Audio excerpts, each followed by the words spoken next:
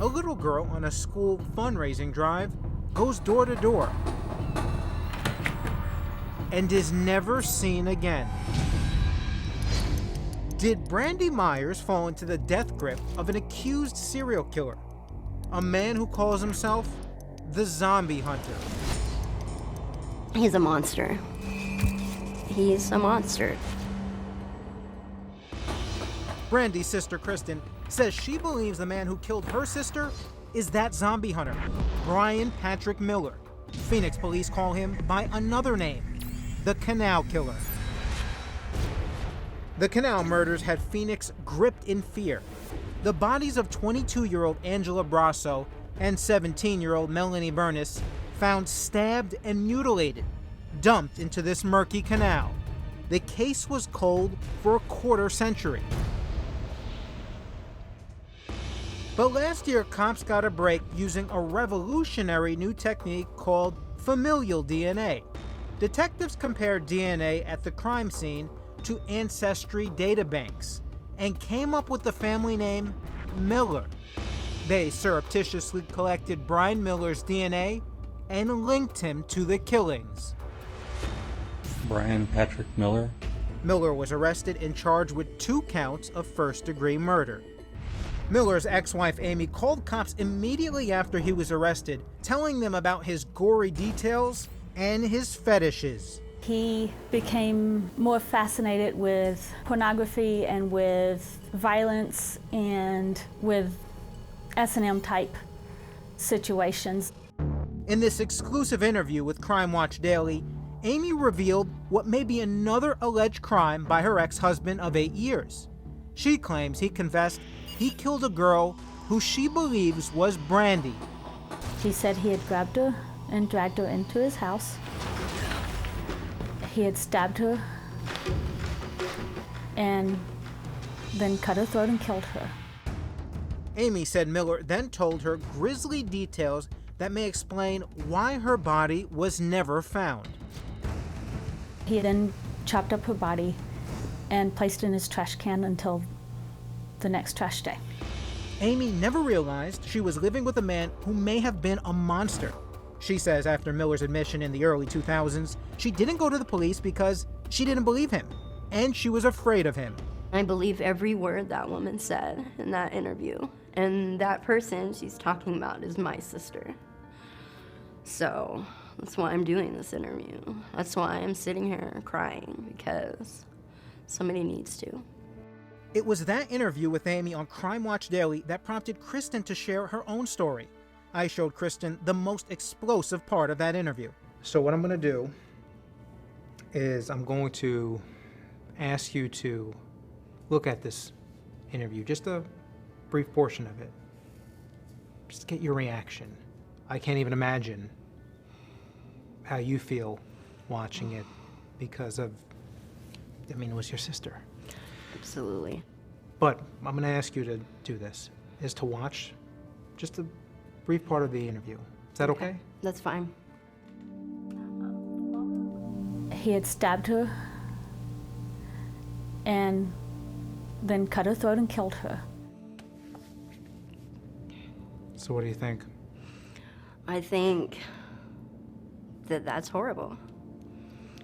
I think, God, why did she sit on that information for so long? And I imagine, God, I just don't know. I don't know how you would just be with somebody after they told you that. When you watched the interview that Amy gave, did it reinforce that Brian did it? Absolutely. Absolutely. And I'm not angry with her for not saying anything all this time. I'm actually so grateful, that, at some point it finally came out, that at some point I finally learned what happened to her, Think back to the day she went missing. What do you remember? I remember everything. The day Brandy went missing, we were playing outside. We were about to go collect money for a book-a-thon. So we were going to just knock door to door on our route that we would take to school. And I watched her go around the corner, and I got that lump in your throat and that sinking feeling in your stomach when something bad's gonna happen.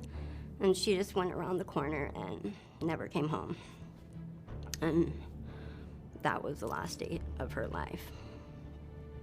Do you live with regret for not going with her? Absolutely. Or do you think to yourself, if you would have went with her, you could have also been a victim? I think about all those scenarios. Like maybe he would have just let us walk away, you know, or maybe he would have pulled us both in that house and killed us both, but at least I could have held her hand and she wouldn't have had to be alone and so scared. I would have fought him, you know, and told her to run away, and she wouldn't have because she'd want to save me too, and we'd both be dead, but I can't think that way. Kristen shudders when she remembers that she and Brandy lived just a few streets over from the house of the alleged killer in Phoenix. Kristen, explain to me what this is. This is a Google Maps overhead shot of the neighborhood I lived in, and also Brian Miller. This green dot is where we live. This is our apartments. This is the route we took to go to school, and this is our school. Okay. This is Brian Miller's house. So as you can see... Oh, you passed by him yes, to go to school. We walk right by him every single day coming from school. Pictures? These are just memories here. Kristen shared never before seen pictures of her and her big sister. All that she has left. They never found Brandy's body. So this is you? That's me, and that's Brandy. There's Brandy. She's the older sister, you were the younger. She always had an amazing smile. The Phoenix PD submitted a charge of first-degree murder in connection with Brandy's disappearance. He is a very strong investigative lead in our investigation. But prosecutors said without a body and physical evidence tying Miller to Brandy, they can't charge him with murder. Phoenix cops are also looking at Miller as a possible suspect in the murder of 16-year-old Shannon Almach. Her body was discovered soon after cops started their search for Brandy. Miller has also not been charged in connection with Shannon's killing. Miller pleaded not guilty to killing Angela and Melanie. He could face the death penalty if convicted. His trial is coming up in the spring, and Phoenix police want anyone with information to come forward. If love alone could have saved you. Kristen returned to Phoenix, where she led an emotional candlelight vigil for Brandy. She doesn't want people to forget her big sister. She certainly never will. If I could honestly speak to Brian Miller and he would talk to me, like, honestly, I would want to know the whole, I want to know what she said. If she said anything, did she cry out for us? I want to know what her words were. So, I don't know, but I just want it to be over.